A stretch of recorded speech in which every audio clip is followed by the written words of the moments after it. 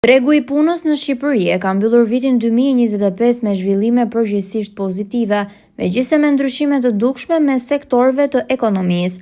Sipas të dhënave të publikuara nga Instat, pjesëmarrja në forcat e punës për grup moshën 15-64 vjeç arriti në 75.9%, duke shënuar një rritje prej 0.4 pikë përqindje krahasuar me një vit më parë. Edhe papunësia ka pësuar rënje duke zbritur në 8.3% për popullsinë mbi 15 vjeç ose 0.5 pikë përqindje më pak se në fund të vitit 2024.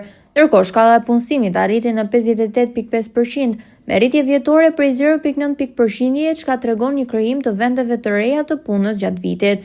Megjithatë, brenda vitit janë shënuar dhe luhatje të lehta sezonale.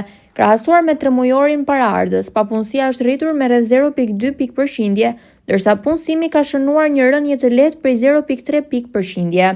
Sektori i shërbimeve vazhdon të mbetet motori kryesor i punësimit në vend, duke regjistruar rritje vjetore prej 5.6%, i nxitur kryesisht nga aktivitetet në tregti, turizëm dhe teknologji. Në të kundërt, bujqësia ka pësuar goditjen më të madhe, me një rënje vjetore prej 9.7% të numrit të punësuarve, ndërsa industria ka vijuar gjithashtu trendin rënës, me një tkurje prej 0.7% krahasuar me 3 mujorin e fundit të vitit 2024.